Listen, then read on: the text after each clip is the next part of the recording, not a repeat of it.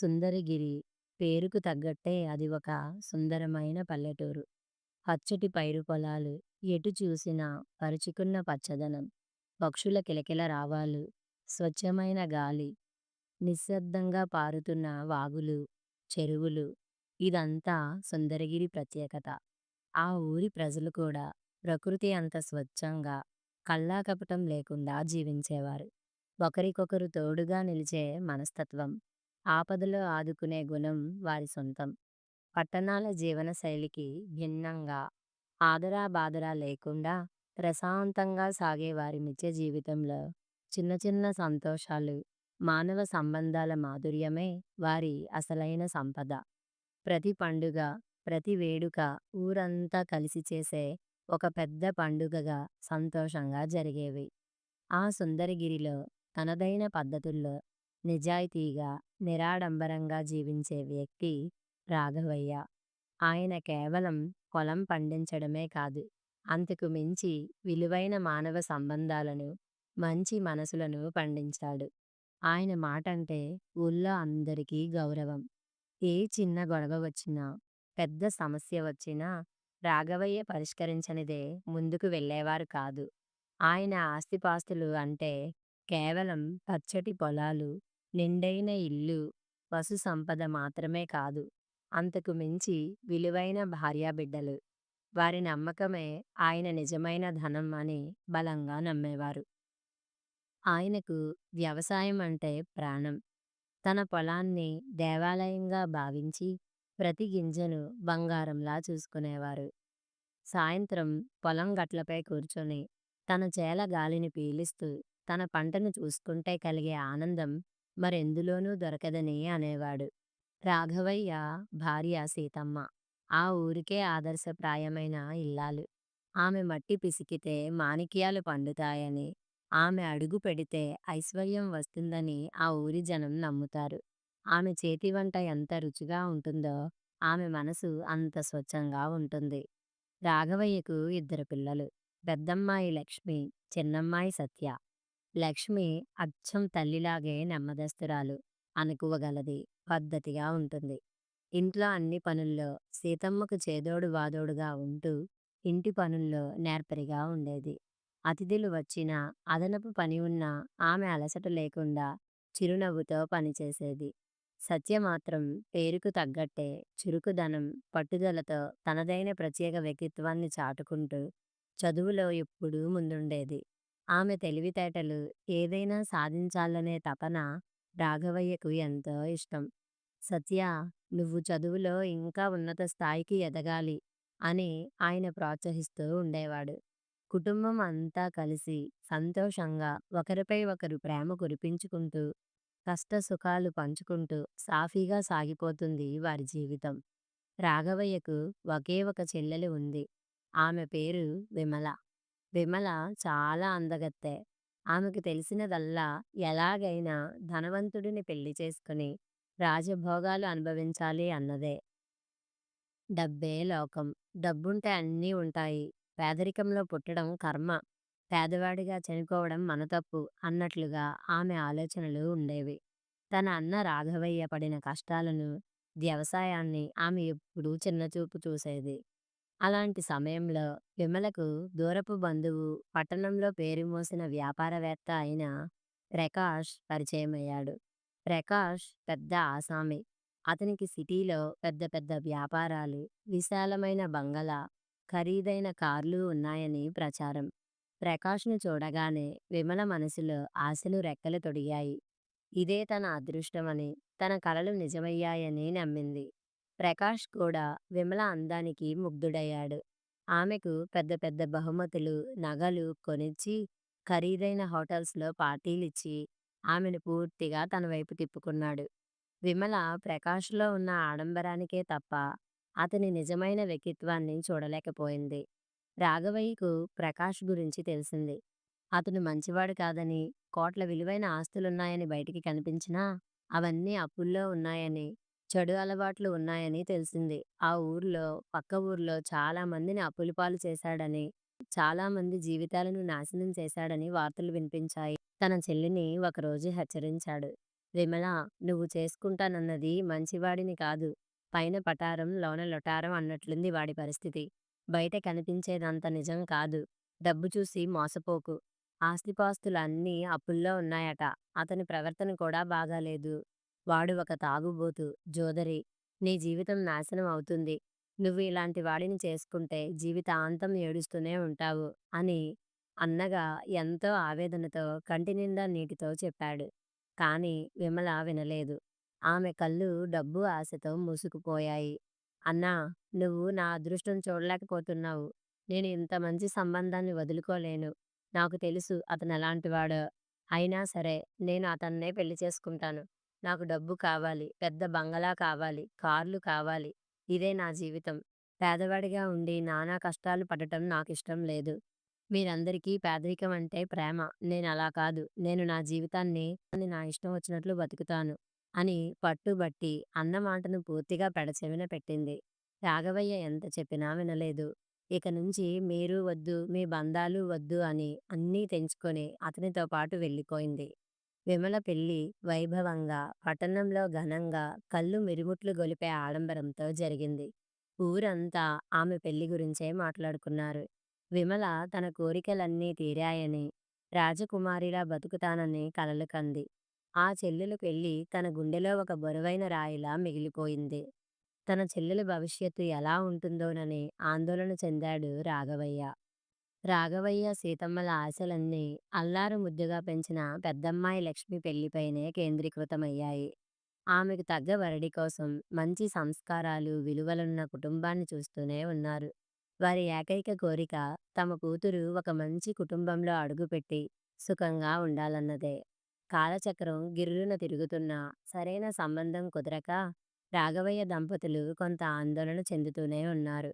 అప్పుడే పక్కూరు నుంచి మూర్తి అనే యువకుడి సంబంధం వచ్చింది. మూర్తి బాగా చదువుకున్నవాడు. పట్టణంలో మంచి ఉద్యోగంలో స్థిరపడ్డాడు. అతని తల్లిదండ్రులు ఆస్తిపరులు. వారికి పెద్ద ఇల్లు, పొలాలు, పట్టణంలో వ్యాపారాలు కూడా ఉన్నాయని తెలిసింది. పేరు ప్రఖ్యాతులున్న కుటుంబం కావడంతో రాఘవయ్య కూడా సంతోషంగా పెళ్లిచూపులకు సమ్మతించాడు. పెళ్లిచూపులు జరిగాయి. మూర్తికి లక్ష్మి సౌందర్యం, అణకువ ఎంతగానో నచ్చాయి. లక్ష్మికి కూడా మూర్తి మంచితనం, అతని కుటుంబ నేపథ్యం నచ్చాయి. అందం, అణకువ, చదువు, సంస్కారం అన్నీ కుదిరాయి. మా అబ్బాయికి లక్ష్మి లాంటి అమ్మాయి దొరకడం మా అదృష్టం అని మూర్తి తల్లిదండ్రులు సంతోషంగా చెప్పారు. లక్ష్మి, మూర్తి ఒకరికొకరు నచ్చడంతో రాఘవయ్య కుటుంబం ఆనందంతో ఉబ్బితబ్బిబ్బయింది. సీతమ్మ తన కూతురికి మంచి సంబంధం దొరికిందని ఆ దేవుడికి కృతజ్ఞతలు చెప్పింది. నిశ్చయ తాంబూలాలు పెట్టుకోవడానికి మూర్తి కుటుంబం రాఘవయ్య ఇంటికి వచ్చింది. ఆ రోజు లక్ష్మికి చిన్నపాటి జ్వరం. పెళ్లి నిశ్చితార్థం వేడుకలలో ఇంటి నిండా బంధువులు ఉండటంతో అది సాధారణ జ్వరమే అనుకున్నారు. లక్ష్మిని పక్కకు కూర్చోబెట్టి విశ్రాంతి తీసుకోమని చెప్పారు. నిశ్చయ తాంబూలాలు ఇచ్చిన తర్వాత మూర్తి కుటుంబం వారి ఇంటికి తిరుగు ప్రయాణమైంది. పెళ్లి పనులు ప్రారంభమయ్యాయి. ఇంటి నిండా సందడి, బంధువుల కోలాహలం. అందరూ లక్ష్మి అదృష్టం గురించే మాట్లాడుకుంటున్నారు. అంత సంతోషకరమైన వాతావరణంలో ఒకరోజు సాయంత్రానికి లక్ష్మికి జ్వరం తీవ్రమై మగతగా ఉంటూ స్పృహ తప్పి పడిపోయింది. ఊళ్ళో డాక్టర్ వచ్చి పరీక్షించి, మీ అమ్మాయికి ఏమైందో తెలియదు. జ్వరం విపరీతంగా ఉంది. ఇది సాధారణ జ్వరంలా లేదు. వెంటనే పట్నంలోని పెద్ద ఆసుపత్రికి తీసుకెళ్ళాలి. నిమిషం ఆలస్యం చేసినా ప్రమాదం అని అత్యవసరం అని హెచ్చరించాడు. ఒక్కసారిగా పెళ్లి ఇంట్లో విషాద ఛాయలు అలుముకున్నాయి. సంతోషంతో కళకళలాడాల్సిన ఇల్లు నిశ్శబ్దంగా, భయంకరమైన వాతావరణంతో నిండిపోయింది. రాఘవయ్య, సీతమ్మల గుండెలు అదిరిపోయాయి. మా అమ్మాయికి ఏమైంది దేవుడా అని కన్నీరు మున్నీరయ్యారు. లక్ష్మిని హుటాహుటిన పట్టణంలోని పెద్ద ఆసుపత్రికి తరలించారు. రాత్రంతా నిద్ర లేకుండా దేవతలను వేడుకుంటూ ఆసుపత్రి గది ముందు ఎదురుచూశారు. డాక్టర్లు అనేక పరీక్షలు జరిపారు. లక్ష్మి ప్రాణానికి ఏదైనా అవుతుందేమోనన్న భయం రాఘవయ్య, సీతమ్మలను నిలువెల్లా కదిలించింది. ఉదయం డాక్టర్లు వచ్చి లక్ష్మికి అరుదైన గుండె జబ్బు ఉందని, ఇది పుట్టుకతోనే వచ్చిందని, ఎవరూ గుర్తించలేదని చెప్పారు. ఈ జబ్బుకు తక్షణమే ఆపరేషన్ చేయాలి. లేకపోతే ప్రాణాలకే ప్రమాదం. పరిస్థితి విషమంగా ఉంది అని ఖరాఖండిగా చెప్పారు. ఆపరేషన్‌కు లక్షల్లో ఖర్చవుతుందని కూడా స్పష్టం చేశారు. ఆ మాట వినగానే రాఘవయ్యకు భూమి కదిలిపోయినట్లయింది. తమ జీవితంలో అంత పెద్ద మొత్తాన్ని ఎప్పుడూ చూసి ఉండరు. మూర్తి కుటుంబానికి ఈ విషయం తెలిసింది. వారు ఎటువంటి మొహమాటం లేకుండా, కనీసం వచ్చి లక్ష్మిని పరామర్శించకుండా, "మాకు లక్షల్లో ఖర్చయ్యే పెళ్ళికూతురు వద్దు. మా అబ్బాయికి ఇలాంటి అమ్మాయినిచ్చి పెళ్లి చేస్తే జీవితాంతం మాకు వైద్య ఖర్చులే. మేము మరో మంచి సంబంధం చూసుకుంటాం" అని ఫోన్ చేసి నిర్దాక్షిణ్యంగా చెప్పారు. ఆ మాటలు రాఘవయ్య, సీతమ్మల గుండెల్లో బల్లెంలా గుచ్చుకున్నాయి. ఒకవైపు కూతురి ప్రాణం గాల్లో దీపంలా ఊగిసలాడుతుంటే, మరోవైపు నిశ్చయమైన పెళ్లి సంబంధం ఇలా తెగిపోవడం వారిని తీవ్ర వేదనకు గురిచేసింది. రాఘవయ్య కోటి ఆశలతో చూసిన ఆ సంబంధం ఇలా ముగియడం అతనికి తీవ్ర నిరాశను మిగిల్చింది. కూతురి ప్రాణం ఒకవైపు, ఆపరేషన్ ఖర్చులు, నిశ్చయమైన పెళ్లి చెడిపోవడం మరోవైపు. రాఘవయ్య ఆ రాత్రి నిద్రపట్టక నిస్సహాయంగా, దీనంగా కూర్చుండిపోయాడు. సీతమ్మ కన్నీళ్లు ఆపలేకపోయింది. అప్పటి వరకు వారు కూడబెట్టిన సొమ్ము, ఉన్న కొద్దిపాటి బంగారం అంతా లక్ష్మీ వైద్యానికే సరిపోయింది. తమ భవిష్యత్తు కోసం, పిల్లల కోసమని జాగ్రత్తగా కాపాడుకున్న పొలంలో కొంత భాగాన్ని కూడా అమ్మేయవలసి వచ్చింది. భూమినే నమ్ముకుని బతికే రాఘవయ్యకు అది గుండెని కోసినట్టయింది. అనేక అప్పులు చేసి, స్నేహితులను బతిమాలి, ఊరి వారంతా కలిసి ఒక్కటై చివరికి లక్ష్మికి ఆపరేషన్ చేయించారు. లక్ష్మి ప్రాణం నిలబడింది కానీ, కుటుంబం ఆర్థికంగా చితికిపోయింది. చాలా కాలం తర్వాత లక్ష్మి కోలుకుంది. కానీ పెళ్లి ఆగిపోయిన బాధ, తన ఆరోగ్యం వల్ల తల్లిదండ్రులు పడిన కష్టాలు ఆమెను లోలోపల కుంగదీశాయి. ఆమె మునుపటి ఉత్సాహాన్ని, నవ్వును కోల్పోయి మౌనంగా ఉండేది. తన వల్ల తన తల్లిదండ్రులు ఎంత నష్టపోయారో అని బాధపడేది. లక్ష్మి పరిస్థితి సత్యని ఎంతగానో ప్రభావితం చేసింది. తన అక్క పడిన వేదన, కుటుంబం పడిన ఆర్థిక కష్టాలు చూసి తను బాగా చదువుకుని కుటుంబాన్ని ఆదుకోవాలని, వారికి అండగా నిలబడాలని నిశ్చయించుకుంది. నా అక్క డాక్టర్ల చేతుల్లో ప్రాణాపాయం నుంచి బయటపడింది. నేను కూడా డాక్టర్ అయ్యి నాలాంటి పేదవారికి సేవ చేయాలి. మా కుటుంబాన్ని నిలబెట్టాలి అని ఆమె మనసులో బలంగా అనుకుంది. సత్య చిన్నప్పటి నుంచి చురుకైన అమ్మాయి. వైద్యురాలు కావాలనేదే ఆమె కల. తన కుటుంబానికి ఆర్థికంగా సాయం చేయగల మార్గం అదేనని నమ్మింది. పట్టుదలతో రాత్రింబవళ్లు కష్టపడి చదివి, నిద్రలేని రాత్రులు గడిపి ఎంసెట్‌లో మంచి ర్యాంకు సాధించింది. వైద్య కళాశాలలో సీటు కూడా వచ్చింది. అది రాఘవయ్య, సీతమ్మలకు ఎంతో సంతోషాన్నిచ్చింది. అయితే అప్పటికే కుటుంబం లక్ష్మి వైద్య ఖర్చులతో ఆర్థికంగా చితికిపోయింది. అప్పులు తీర్చడానికే నానా అవస్థలు పడుతున్నారు. సత్య చదువుకు లక్షల్లో ఖర్చవుతుందని తెలియగానే రాఘవయ్య మళ్ళీ నిరాశలో మునిగిపోయాడు. తన కూతురు తెలివితేటలు, కలలు తన చేతుల్లోనే ఆగిపోతున్నాయని తెలిసి చాలా బాధపడ్డాడు. తన కూతురి ఆశలు అడియాసలు కావడం అతనికి రుచించలేదు. తన ప్రాణ స్నేహితుడు పట్టణంలో పెద్ద వ్యాపారం చేస్తున్న కృష్ణమూర్తి దగ్గరికి వెళ్ళి జరిగిన విషయం అంతా చెప్పి కన్నీళ్లతో సత్య చదువుకు అండగా నిలబడమని వేడుకున్నాడు. కృష్ణమూర్తి రాఘవయ్య మంచి మనసు, నిజాయితీ తెలిసిన వ్యక్తి. రాఘవయ్య పడుతున్న వేదన చూసి కృష్ణమూర్తి చలించిపోయాడు. రాఘవయ్య, మనం చిన్నప్పటి స్నేహితులం. నీ కష్టం నా కష్టం. సత్య పట్టుదలను, చదువు పట్ల ఆమెకున్న ఆసక్తిని చూస్తే గర్వంగా ఉంది. నువ్వు అసలు బెంగపడకు. సత్యను మా కూతురులా చూసుకుంటాం. ఆమె చదువుకు అయ్యే ఖర్చులన్నీ నేనే భరిస్తాను. ఆమె చదువు పూర్తయ్యే వరకు ఆమె బాధ్యత నాది అని భరోసా ఇచ్చాడు. ఆ మాటలు రాఘవయ్యకు కొండంత అండగా నిలిచాయి. ఆశలన్నీ చచ్చిపోయినప్పుడు మళ్ళీ ప్రాణం పోసినట్లయింది. సత్య కృష్ణమూర్తి ఇంటికి వెళ్ళి ఎంబీబీఎస్‌లో చేరింది. అక్కడ ఆమెకు ఒక కొత్త ప్రపంచం, కొత్త కుటుంబం దొరికారు. కృష్ణమూర్తి కుటుంబం సత్యను తమ సొంత కూతురులా ప్రేమతో చూసుకున్నారు. సత్య కూడా కృష్ణమూర్తి కుటుంబానికి ఎప్పటికీ రుణపడి ఉంటుందని, తన చదువు పూర్తి కాగానే వారికి ఏదైనా సాయం చేస్తానని మాటిచ్చింది. ఆమె చదువులో మరింత శ్రద్ధ పెట్టింది. కృష్ణమూర్తి కుటుంబానికి, ముఖ్యంగా రాఘవయ్యకు తన ఇచ్చిన మాట నిలబెట్టుకోవాలని పట్టుదలగా చదివింది. ఆమె ప్రతి పరీక్షలోనూ అత్యుత్తమ ఫలితాలు సాధించి తన నాన్న నమ్మకాన్ని నిలబెట్టుకుంది. సత్య కష్టపడి చదివి డాక్టర్ అయింది. ఆమె పట్టుదల, తెలివితేటలు, కష్టపడే గుణం ఆమెను ఉన్నత స్థాయికి తీసుకెళ్లాయి. ఆమెకు పట్టణంలోని ప్రతిష్టాత్మకమైన ఒక పెద్ద మల్టీ స్పెషాలిటీ ఆస్పత్రిలో మంచి ఉద్యోగం వచ్చింది. ఆమె మొదటి జీతం రాగానే ఏ మాత్రం ఆలస్యం చేయకుండా కృష్ణమూర్తి కుటుంబానికి వెళ్లి కృతజ్ఞతలు చెప్పి తాను వారికి ఎంతగానో రుణపడి ఉందని, వారి ఆదరణ ఎప్పటికీ మర్చిపోలేదని చెప్పింది. మీరు నా చదువుకు అండగా నిలబడకపోతే నేను ఈరోజు ఈ స్థాయికి వచ్చేదాన్ని కాదు. మీరు నాకు కేవలం డబ్బు మాత్రమే కాదు, ఆత్మవిశ్వాసాన్ని, ప్రేమని ఇచ్చారు అని కళ్ళనీళ్లతో చెప్పింది. సత్యకు ఉన్నతమైన వ్యక్తిత్వం, దయాగుణం, కృతజ్ఞతాభావం ఉన్నాయని కృష్ణమూర్తి కుటుంబం ఆమెను మరింత మెచ్చుకున్నారు. అదే సమయంలో లక్ష్మికి కూడా ఒక మంచి సంబంధం వచ్చింది. సత్య డాక్టర్ అయిన తర్వాత లక్ష్మి ఆరోగ్యం మెరుగుపడి తన అక్కను చూసుకుంటూ కొంత ఆత్మవిశ్వాసం పొందింది. అప్పుడే ఊహించని విధంగా మహేష్ అనే యువకుడు లక్ష్మిని పెళ్లి చేసుకోవడానికి ముందుకు వచ్చాడు. మహేష్ చిన్నప్పటి నుంచి లక్ష్మిని ఇష్టపడేవాడు. ఆమె పెళ్లి ఆగిపోయిన తర్వాత, ఆమె ఆరోగ్యం బాగోలేదని తెలిసిన తర్వాత కూడా మహేష్ లక్ష్మిని మర్చిపోలేదు. లక్ష్మి నా ప్రాణం, నాకంటే ఎక్కువ. ఆమెకు జబ్బు అని తెలిసినా, పెళ్లి ఆగిపోయినా ఆమెను వదులుకోలేను.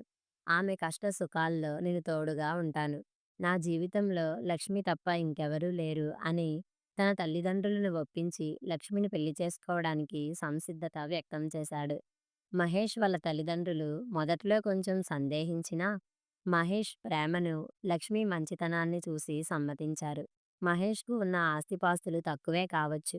అతను పెద్ద ధనవంతుడు కాకపోవచ్చు. కానీ అతని ప్రేమ, మంచి మనసు లక్ష్మికి ₹1,00,00,000 ఆస్తితో సమానం అయ్యాయి. లక్ష్మి జీవితంలో అనుకోని ఆనందం వెల్లివిరిసింది. ఒకప్పుడు తన వల్ల కుటుంబం కష్టాల పాలైందని బాధపడిన లక్ష్మి, మహేష్ ప్రేమతో మళ్ళీ నవ్వులు పూయించింది. సత్య డాక్టర్ కావడంతో లక్ష్మి ఆరోగ్యాన్ని కూడా దగ్గరుండి చూసుకోగలిగింది. రాఘవయ్య, సీతమ్మల కళ్ళల్లో ఆనంద బాష్పాలు నిండాయి. సత్యకు కూడా మంచి డాక్టర్ సంబంధం రాగా సత్య పెళ్లి కూడా జరిగిపోయింది. సత్య, లక్ష్మి కుటుంబాలు అన్యోన్యంగా కలిసిపోయాయి. వారిద్దరూ కూడా చిన్నప్పటి నుంచి అక్కా చెల్లెళ్ళగా మాత్రమే కాక మంచి స్నేహితులుగా ఒకరికి ఒకరు బాసటగా నిలిచారు. ఇదిలా ఉండగా రాఘవయ్య చెల్లెలి విమల జీవితం మొదట్లో అంతా బానే ఉన్నా కేవలం కొద్ది రోజులకే విమలకు నిజం తెలిసింది. ప్రకాష్ పెద్ద తాగుబోతు, చోదరి, ఇంకా ఇతర అమ్మాయిల పిచ్చి ఉన్నవాడని అర్థమైంది. వ్యాపారాలన్నీ నష్టాల్లో ఉన్నాయని, అప్పులు రోజురోజుకు కొండలా పెరిగిపోతున్నాయని, వాళ్లకు ఉన్న పేరు ప్రతిష్టలన్నీ ఉత్తివేనని తెలిసింది. రోజూ తాగి ఇంటికి వచ్చి విమలను దారుణంగా కొట్టేవాడు, వేధించేవాడు. నీకేం తెలుసు? నువ్వు నా అప్పులు తీరుస్తావా? నోరు మూసుకుని ఉండు అని తిట్టేవాడు. ఇంట్లో అత్తమామలు, ఆడపడుచులు కూడా విమలను అలుసుగా చూసేవారు. పని మనిషిలా వాడుకునేవారు. నీకు అదృష్టం లేక మా ఇంటికి వచ్చావు. నువ్వు రాగానే అప్పులు ఇంకా పెరిగాయి అని నిందించేవారు. తన జీవితం నరకప్రాయం అయిందని విమల రోజూ ఏడుస్తూ తన కర్మను, తన దురదృష్టాన్ని తిట్టుకుంటూ కూర్చునేది. తన అన్నమాట విననందుకు పశ్చాత్తాపంతో కుమిలిపోయింది. ఆడంబరం వెనుక ఎంత చీకటి ఉందో, తన స్వార్థం తనను ఎంత అగాధంలోకి తోసిందో అప్పుడే అర్థమైంది. ఒకవైపు రాఘవయ్య కుటుంబం సంతోషంగా ఉంది. మరోవైపు విమల జీవితం రోజురోజుకు దుర్భరంగా మారుతోంది. ప్రకాష్ అప్పులు తీర్చలేక వ్యాపారాలు పడిపోవడంతో అతనికి ఉన్న పేరు ప్రతిష్టలన్నీ పోయాయి. ఆస్తులన్నీ ఒక్కొక్కటిగా అమ్ముకుంటూ వచ్చాడు. అతడి తాగుడు, జూదం మరింత ఎక్కువయ్యాయి. విమల ఎన్ని చెప్పినా వినేవాడు కాదు. నా డబ్బు నా ఇష్టం, నువ్వెవరు చెప్పడానికి అని తిట్టేవాడు. ఆమె జీవితం భయంకరమైన నరక కూపంలా మారింది. ప్రతిరోజు భర్తతో మాట పడటం, దెబ్బలు తినడం, అత్తమామల నిందలు, ఇదంతా విమల దినచర్య అయింది. కనీసం బయట ఎవరితోనూ చెప్పుకోలేని పరిస్థితి. తన ఆడంబరాలు, అబద్ధపు కలలు, డబ్బు మీద ఆశ తన జీవితాన్ని ఎలా నాశనం చేశాయో అప్పుడే ఆమెకు పూర్తిగా అర్థమైంది. చివరికి ప్రకాష్ అప్పులు తీర్చలేక వాళ్ళకి ఉండటానికి ఉన్న చివరి ఇల్లు కూడా కోల్పోయాడు. అప్పుల వాళ్ళు ఇంటి ముందు నిలబడి గొడవ చేయడంతో ప్రకాష్ విమలపై తన కోపాన్ని చూపాడు. తన ఆవేశంలో ఒకరోజు విమలను దారుణంగా కొట్టి, నువ్వు నాకు శనిలా దాపురించావు. నీ మొహం చూసినప్పుడే నా అదృష్టం పోయింది. వెళ్ళిపో నా ఇంట్లో నుంచి. నువ్వు నాకు అనవసరం అని ఇంటి నుంచి వెళ్ళగొట్టాడు. అప్పటికే సాయంత్రమైంది. చీకటి పడుతున్న వేళ విమల దిక్కుతోచని స్థితిలో కట్టుబట్టలతో ఒక్క చీర తప్ప ఏమీ లేకుండా ఎక్కడికి వెళ్ళాలో తెలియక ఏడుస్తూ, చిరిగిన బట్టలతో, పాలిపోయిన మొహంతో తన అన్న రాఘవయ్య ఇంటికి బయలుదేరింది. ఆ దారిలో ఆమెకు గతంలో తాను అన్నను, అన్న కుటుంబం పడిన కష్టాలను, పేదరికాన్ని చిన్నచూపు చూసిన రోజులు గుర్తుకొచ్చాయి. తన స్వార్థం, డబ్బు వ్యామోహం తనను ఈ పరిస్థితికి ఎలా తీసుకొచ్చాయో తలుచుకొని గుండెల విసేలా ఏడ్చింది. సుదూర ప్రయాణం చేసి 2 రోజుల తరువాత సుందరగిరికి చేరుకుంది. ఊరి పొలిమేరలో అలసిపోయి కూర్చున్న విమలను చూసి కొందరు గ్రామస్తులు గుర్తుపట్టి ఆశ్చర్యపోయి రాఘవయ్యకు కబురు పంపారు. రాఘవయ్య, సీతమ్మ, లక్ష్మి, సత్య ఆ స్థితిలో ఉన్న విమలను చూసి షాక్ అయ్యారు. విమల మొహం పాలిపోయి, కళ్ళు వాచి గుర్తుపట్టలేనంతగా మారిపోయింది. ఆమె చిరిగిన చీర, నిస్సహాయమైన చూపులు రాఘవయ్య గుండెను పిండివేశాయి. అదే కదా నేను చెప్పింది. మంచి చెడు ఆలోచించుకోకుండా డబ్బుకు ఆశపడితే ఇదే అవుతుంది అని రాఘవయ్య మనసులో అనుకున్నా. చెల్లెల్ని ఆ స్థితిలో చూసి ఆవేదన చెందాడు. అతడు ఏమీ మాట్లాడకుండా ఆమె చేయి పట్టుకొని, సీతా, అమ్మాయిలు విమలను లోపలికి తీసుకురండి. ఆమెకు ఆకలిగా ఉందేమో, అలసిపోయి ఉంటుంది అని చెప్పాడు. సీతమ్మ కళ్ళల్లో కూడా నీళ్లు తిరిగాయి. ఏమీ అడగకుండా, కోప్పడకుండా విమలను ఇంట్లోకి తీసుకువచ్చి ఆమెకు పాలు, పండ్లు ఇచ్చి స్నానం చేయించి కొత్త బట్టలు ఇచ్చారు. సత్య, లక్ష్మి కూడా తమ అత్త విమలను చూసి జాలిపడ్డారు. విమల తన తప్పును పూర్తిగా తెలుసుకుంది. తన అన్న రాఘవయ్య మాట విననందుకు, ఆయన మంచి మనసును అర్థం చేసుకోనందుకు పశ్చాత్తాపంతో కుమిలిపోయింది. తనను దూరం చేసుకున్న, తన కష్టకాలంలో అండగా నిలబడిన అన్నను చూసి ఆమె హృదయం కరిగిపోయింది. తన స్వార్థపు ఆలోచనలు, డబ్బు పిచ్చి తన జీవితాన్ని ఎలా నాశనం చేశాయో, తన ఆత్మాభిమానాన్ని ఎలా దెబ్బతీశాయో అప్పుడే ఆమెకు పూర్తిగా అర్థమైంది. రాఘవయ్య కుటుంబం చూపిన ప్రేమ, కరుణ, ఆప్యాయత ఆమె మనసును మార్చేశాయి. ఆమె క్రమంగా తన కుటుంబానికి ముఖ్యమైన అన్న, వదిన, అక్క చెల్లెల్లాంటి లక్ష్మీ సత్యలకు చేదోడు వాదోడుగా నిలబడింది. ఇంటి పనుల్లో, వ్యవసాయ పనుల్లో సీతమ్మకు సాయం చేస్తూ తన జీవితంలో చేసిన తప్పులన్నీ సరిదిద్దుకోవడానికి నిస్వార్థంగా ప్రయత్నించింది. రాఘవయ్య కుటుంబం తమ ప్రేమ, త్యాగాలతోనే అసలైన సంపదను, ఆనందాన్ని పొందారని నిరూపించారు. వారి ఆత్మీయత, ఒకరికొకరు తోడుగా నిలబడటం, ఆర్థిక కష్టాలను సైతం చిరునవ్వుతో ఎదుర్కొని నిలబడటం ఊరి వారందరికీ ఆదర్శంగా నిలిచింది. సత్య తన వైద్య వృత్తిలో మరింత ఉన్నత స్థాయికి ఎదిగింది. ఆమె కేవలం డబ్బు సంపాదించడానికే కాదు, పేదవారికి, ముఖ్యంగా గ్రామీణ ప్రాంత ప్రజలకు సేవ చేయాలనే తన కలను నిజం చేసుకుంది. ఆమె ఒక పెద్ద ఆసుపత్రిలో కీలక స్థానంలో ఉంటూనే ప్రతి వారం తన ఊరికి వచ్చి సుందరగిరిలో ఒక చిన్న క్లినిక్ ఏర్పాటు చేసి పేదవారికి ఉచిత వైద్య సేవలు అందించేది. ఆమె నిస్వార్థ సేవకు సమాజంలో విశేష గౌరవం లభించింది. ఆమె పేరు నలుగురి నోట వినిపించింది. లక్ష్మి, మహేష్‌తో సంతోషకరమైన జీవితం గడుపుతూ ప్రేమకు మించిన బలం లేదని నిరూపించింది. మహేష్ లక్ష్మిని కంటికి రెప్పలా చూసుకున్నాడు. వారి అన్యోన్య దాంపత్యం, లక్ష్మి ఆరోగ్యం మెరుగుపడటం రాఘవయ్య, సీతమ్మలకు ఎనలేని ఆనందాన్నిచ్చింది. విమల తన అన్న సహాయంతో ఒక చిల్లర కొట్టు పెట్టి తన కాళ్ళ మీద తాను నిలబడింది. జీవితంలో డబ్బు, ఆస్తుల కన్నా మంచి మనసు, నిజాయితీ, కుటుంబ విలువలే శాశ్వత ఆనందాన్ని ఇస్తాయి అని రాఘవయ్య కుటుంబం చాటి చెప్పింది. మనుషుల మధ్య బంధాలే అసలైన సిరి సంపదలు. అవి ఎప్పుడూ తరగనివని, నిజమైన ఆస్తుపాస్తులని ఈ కథ మనసుకు హత్తుకునేలా తెలియజేస్తుంది. కథ సమాప్తం.